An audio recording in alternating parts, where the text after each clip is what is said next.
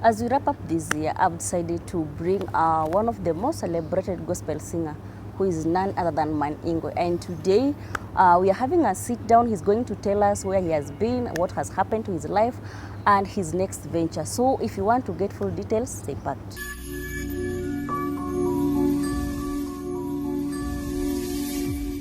Welcome. Thank you for having me. I take a lot of pleasure to be here. Yeah, sure. It's a privilege to close the year. I mean, that's why I'm called the showstopper. I know. You know, we close the show. Yeah. We rock it. So, yeah, I mean, I'm looking forward to have this conversation with you and with my fans. And just for the record, yes, it's Mano, aka Leopard King.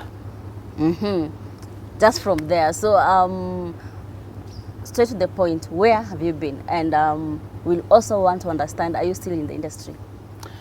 Okay, so I've been very much around. I've been very much around, just that I had just tilted my dynamics a little bit, not so much, just a little bit. So I have been present, but then I've been present trying to expose other gifts, other talents that I have with a little less of music, and you'll be getting to know what was happening. But I could also say and fast forward and say that I'm back in the game. I'm back to rule the territory. Okay, now that you've already confirmed, kindly just take us back. How is life? How has been gospel industry? The challenges we've been through before we sink into the big elephant, depression. Okay, the big leopard. I'm kidding. So I would say that the industry has been okay, but it has had its share of challenges. Yeah, I've actually written some materials on music business, and one of the things that I do is to just study and research on the trends and the, you know, like how the graphs look like across Africa, how the revolution and evolution of music or gospel music has been in Kenya, in Africa, and all that. So I could just summarize for you and say that there was a shift. There was kind of pulling of the carpet under the aisle, while gospel musicians were walking on the aisle in itself. So there is a season when we had one of the most celebrated awards in Eastern Central Africa, that's Groove Awards. And it was like the biggest thing in town. It was the biggest thing around. And I want to imagine that to some extent, there is a value that it added to the thriving of the gospel music and the gospel ministry at large. But I think there was an unprecedented shift, total withdrawal, total blackout, and that to some extent disoriented a lot of people, and there's a lot of truth in that. I can discuss it all day. So it was a major part in the shift of the trends in gospel music. Now, you know that even in the media place, you also you look out for all dynamics, but you also look for that recognition and that validation and that celebration, because it's like the epitome of affirmation that so these are the guys who are putting in the effort, and the fans are giving that kind of feedback, and this recognition is like the epitome of it. So I think all these, you know, awards just also disappeared from the scene. It doesn't mean that people were singing for the awards, but as an industry, world over, it's part of the dynamics, it's part of the trend. So a lot of people who did not have their footing right, like who didn't have a solid fan base, or who didn't have a platform either coming from the church or that kind of a thing, may have been disoriented significantly. I wouldn't deny that that has been a part of my story, but it's not my main story. And I think it's important to say these things because we are now big boys in the game, so we can't no more hide the facts because we need to help the next generation. Yeah, sure. Yeah. So, talking of gospel industry, I've seen so many youths being joining it and then later ditching it. So, first question: must you be saved for you to be into gospel industry? The experience of gospel and the experience of ministry, or the experience of the word of God, which basically is what gospel is personal. It's personal. I may have held different views before when I was younger, but I would bluntly put it today that it's really personal, because even if I make the big claim and say I am born again, and my lifestyle doesn't back it. My lifestyle doesn't back it, at least to the general satisfaction of those who have expectations around that.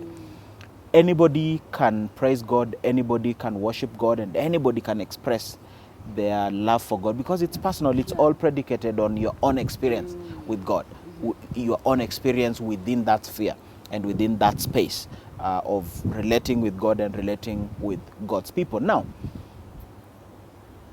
there is a lot of value addition, I would put it, like bonga points, like Sosa, kinda. You get it? When you have a personal relationship with God, you have publicly professed and committed to follow that lifestyle of having a personal relationship with God, otherwise called born again, all right? I believe that adds like more value, more credibility, kinda. It's more purposeful. It's more like, it's more committed. You know, like the willingness to go the extra mile to make it happen or to propagate the gospel. Now, take us through your journey to depression. Where did it begin? There is a season that had a lot of things happening around me, a lot of things going on, some of them beyond my capacity to have control over the outcome, but some of them also, most of us are resilient based on where we've come from, our grooming and the environments we have been in before. We have been taught and trained to be fighters, to be resilient. And so sometimes we go through difficulties and we keep fighting. And in the process of fighting, sometimes we fight in our best interest, but some other time we could also fight while having a self-destruction mode. Like you're shooting your own foot in the name of fighting. You get. Yeah. So many things happened at family level, and when I say family, I mean my... I'll just want that an elaborate statement because we have time. Oh, I have time. Okay, so at my family level, there was a compounded challenge that evolved and developed into a major conflict. I will explain that. Now you've told me I can do the long and short version of it. At my relationship with my parents, there was also another major challenge. At my ministry level, because not only was I a music minister, I was actually A pastor. Yes, I was actually a pastor, a minister of the gospel as a pastor. And I also faced a set of challenges that impacted on me significantly. And then I was also going through an economic crunch. What typically one would call broke. I began a series of international travels. Both as a preacher of the gospel and as a music minister and a motivational speaker. I hope at the end of the show I will be able to motivate somebody even with one sentence or two. In the process of these international trips, these are not opportunities that come every other day. So it's not every other day, for example, you get a visa to travel to the US. And so when they give you this amount of time as the time they have allowed you to stay, you feel like you want to maximize that. You want to maximize that because you don't know when next you'll be able to have that kind of an opportunity. But in the pursuit of these interests, a lot of things happened. Summarized, I will say that the dynamics of long distance relationship began to play in my family and began to cause misunderstandings.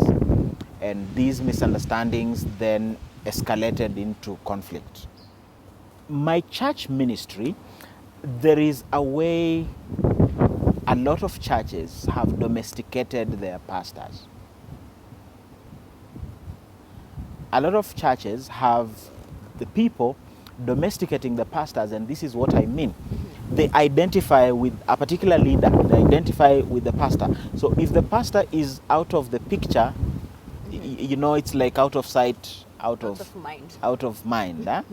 And there begins to be an unease, like, where is he? Why does it mean he doesn't value us, you know, like that much? And I had that conflict.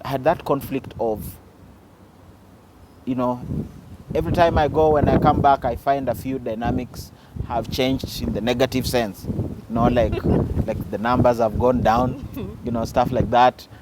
There's a little restlessness among the people, you know, like, Pasia kwa wapi? We want to see you around. Mbona Pasia anaenda tena. So wakisikia tena anaenda, wanaisha nguvu, wamechoka. But to sum up all that is that when the main leader is not present, the other leaders will try their best to do what they can. But the truth of the matter is that opens up a Pandora's box. There are certain things that will go unanswered. There are certain things that may get out of hand. And those challenges began to escalate. But while all that was happening, trust you me, wherever I was ministering out there, particularly in the US, because that is where I was like fish in water. The people wanted me. There is no single meeting that I preached in that I wasn't asked to either extend time or come back. There are meetings I went to and I preached, and after I preached, the people asked me to cancel my next ticket, and they told me they'll take care of it. So I was having fun. I was having, you know, like the best time of my life. You know, so it's like, you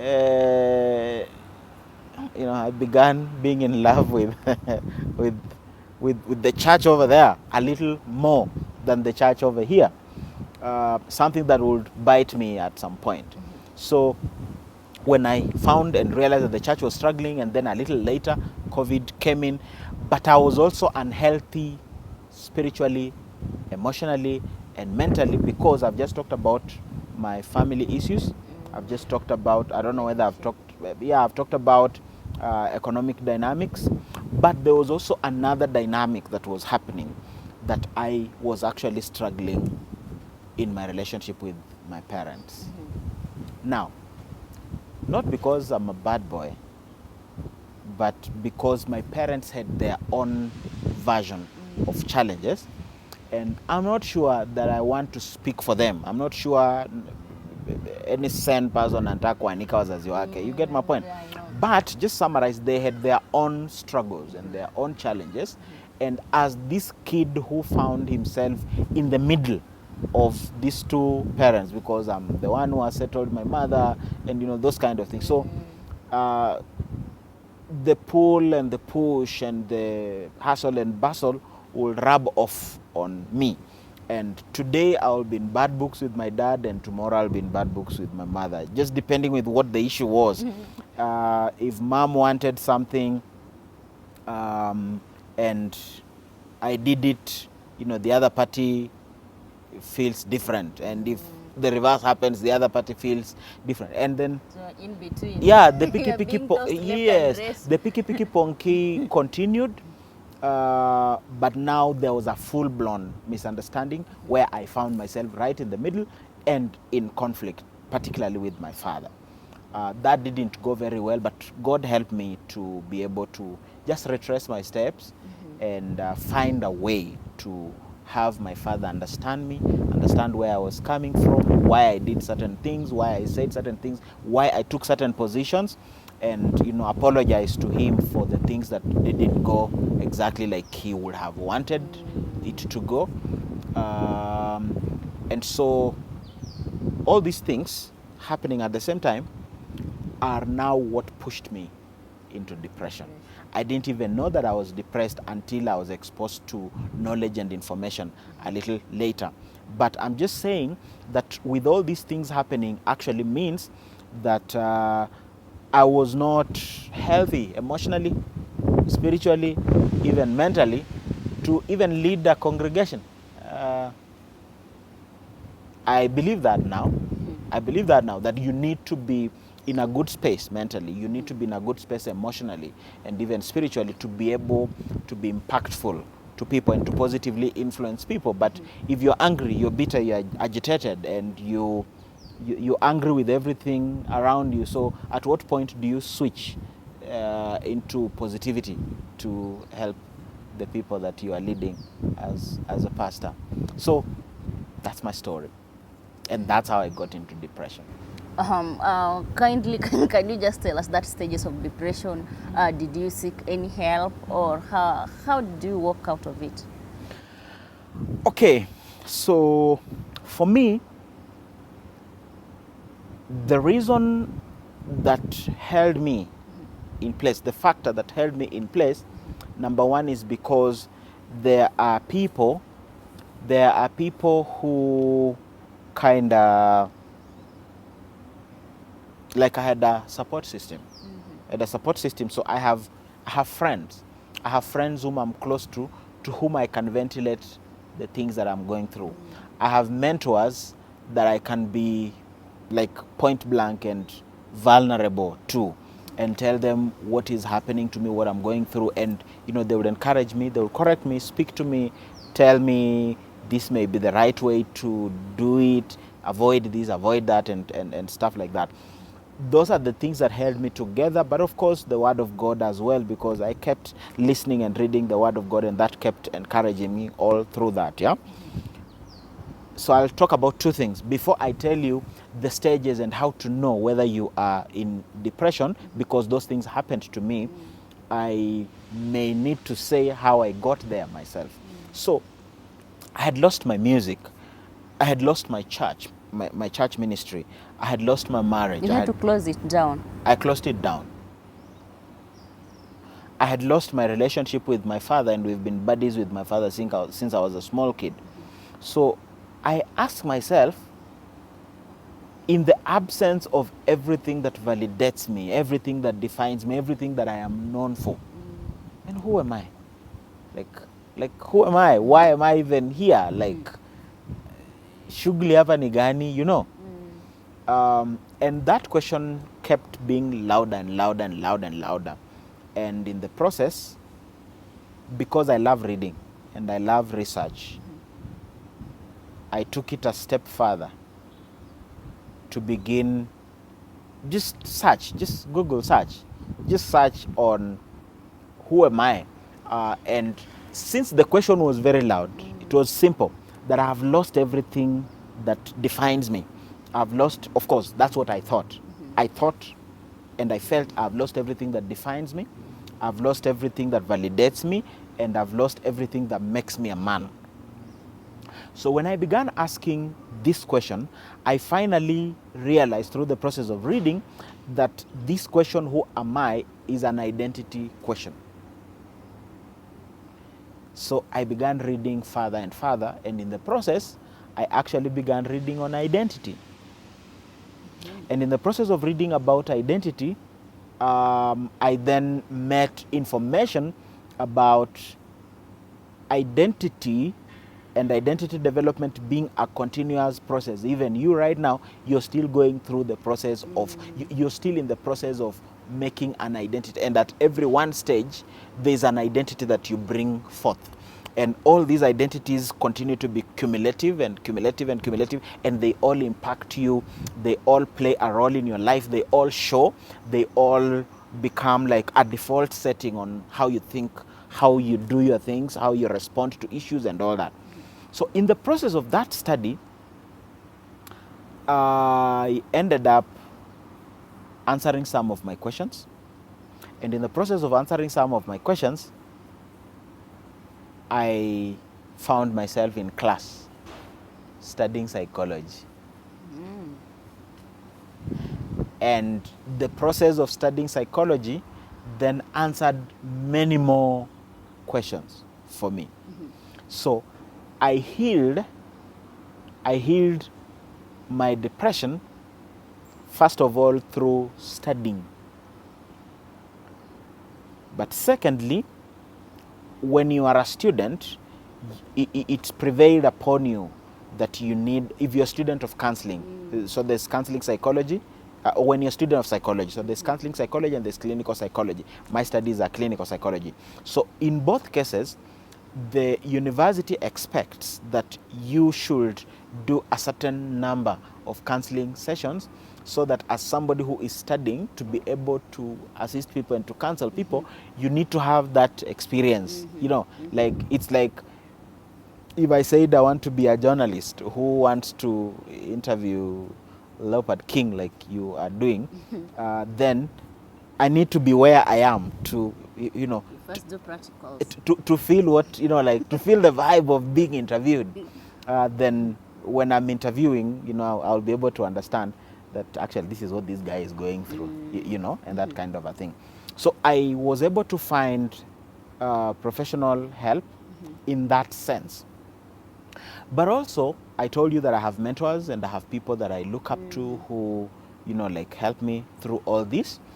But to the largest extent, I got a lot of answers around my life just through the process of reading and writing, reading and writing, reading and writing, reading and writing.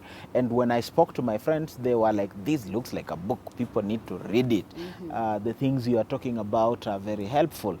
And so in the process, I began the process of compiling a book. That book metamorphosed and, you know, migrated from one title to another, one angle to another, one emphasis to another. It took me 3 years to write the book. But finally it was out. Yes, but finally I managed to write. So I don't know whether it is a good time for me to explain how one would know whether they are in depression. So why don't I first of all explain what depression is? Depression is, I'll try to put it in a layman's language. It is a state of a prolonged season of sorrow, a prolonged season of pain, a prolonged people of emotional and mental trauma, pain, in such a way your mood is sorrowful. You are angry, you are bitter, you are distressed to such an extent that you are not able to function as normal as you've been functioning before. And for cool guys like you who don't want to be told that actually you can fail to perform normal, I would say then to an extent you are not able to perform at your optimal. That is depression. That's depression. If you find yourself in a mental stress and emotional stress in such a way that you are not able to be productive at work, then you are looking at depression. When you find yourself being in a and I'm already now trying to define the symptoms. Yeah, sure.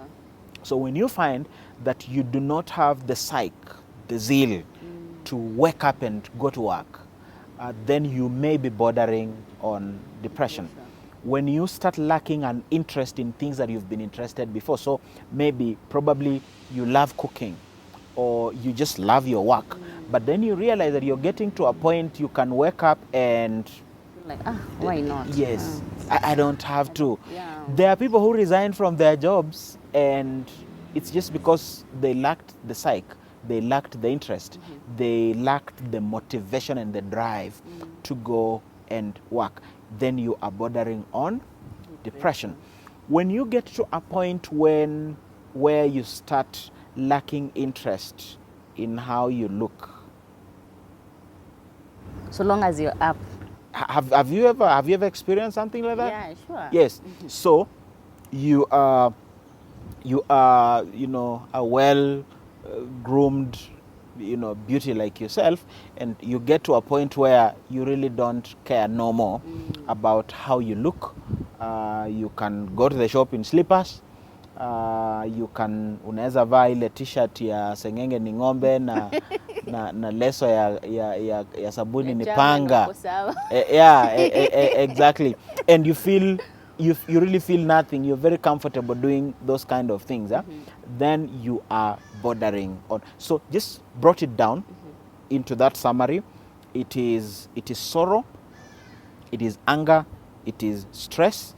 But then the manifestation of these things is inability to focus. So when I talk about a lack of focus, it means that when you start editing the footage that we've just shot right now, so you get in the middle, like 10, 15 minutes down the work, and you lose interest. You don't know why you are not working. You don't know what to do next, and you are not doing. No, you just lost. So you are not working. You are also not stopping to work so that you can do something else. You are not stopping to edit so you can go take coffee. And again, you are not editing. So you're just there. Then you're looking at the possibility that you are in depression, a lack of focus, then a lack of motivation and drive. You are not motivated to do things that you've been motivated to do before. Thanks so much, and hopefully we are waiting to see new songs. A lot of music is coming. I won't say too much about that. First of all, I have a song, a Christmas song as we wrap up the year. Please make sure you play it. It's called Happy New Year. Happy New Year, it's a Merry Christmas. Definitely. Yeah, so please make sure you play it for my fans to have a Merry Christmas and a Happy New Year, which means Happy New Year. In my place, we say Happy New Year, and I have new music lined up for 2024. Just subscribe to my social media handles. It's Leopard King. Remember, it's Leopard King on Instagram, Leopard King on my fan page, my Facebook, my Twitter, or it's now X. Do you have X? Do you have an X? Who does it? I'm kidding. And my YouTube channel is also called Leopard King TV. Thanks so much for creating time. Na kuwa na Christmas njema. Asante, na uwe na mwaka mpya wenye mafanikio. Nawapenda sana. Mwenyezi Mungu awabariki. I've taken over the show. Wishing you a Merry Christmas and a Happy New Year. It's no other than the showstopper himself. My father called me Anderson Ambindi, son of Murunga, a.k.a. Maningwe, a.k.a. Leopard King. God bless. Nothing to add, and this marks the end of today's conversation. Till next time, I'm your host, Jal Musumba.